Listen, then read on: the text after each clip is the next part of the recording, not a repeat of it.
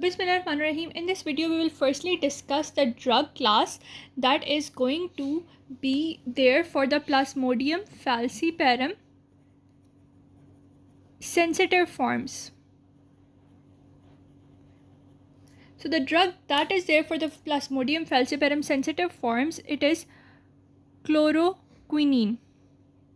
And this chloroquine can not only be given in the sensitive forms, but can be given when a person is traveling to a place that has the known history of the Plasmodium falciparum being exposed, and that is the sensitive form of it. So it can be given in the sensitive forms, or it can be given as a traveling prophylaxis treatment.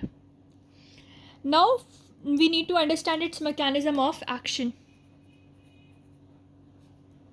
First of all, we need to know that what happens, this chloroquine, it is going to go to the red blood cells, and in the red blood cells, the already affected red blood cells that are having the malarial parasite in them. For example, this is a red blood cell. That red blood cell is now going to have a food vacuole, and in this vacuole you will have the Plasmodium parasite. And that Plasmodium parasite will be present in the trophozoite or the schizonticide form. Mostly in the schizont form because it is mature now.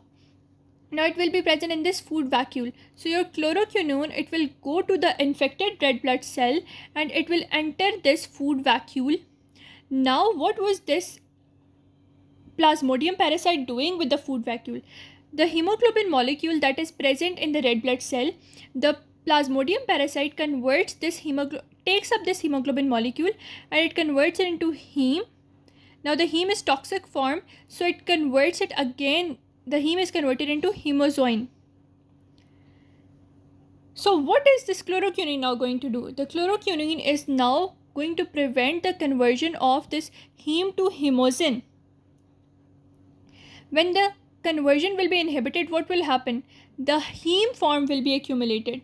Now this heme form, what is it? It is toxic. It is toxic to the phospholipid membrane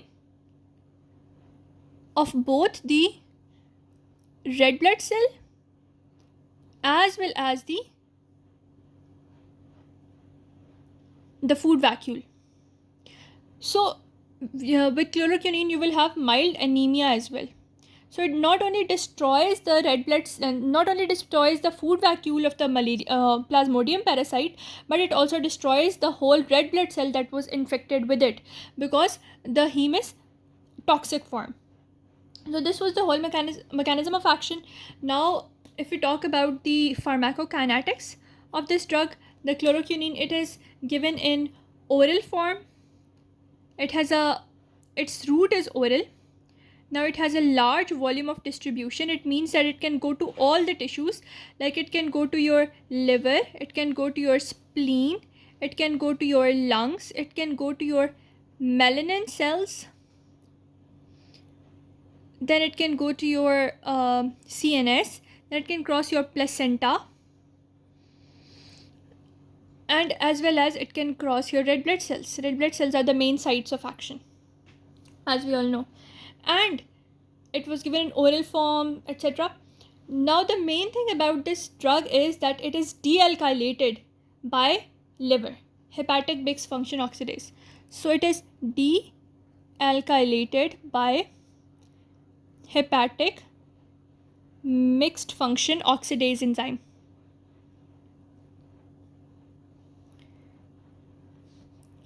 Another thing about this chloroquine, which was given to sensitive form of the Plasmodium falciparum or as a prophylaxis treatment, was that this chloroquine is a basic drug, whereas this red blood cell, whereas this Plasmodium parasite that is present in this food vacuole, it is acidic form. Understood? So this was the mechanism of action. This was the pharmacokinetics. Now we need to understand the adverse effects of this drug.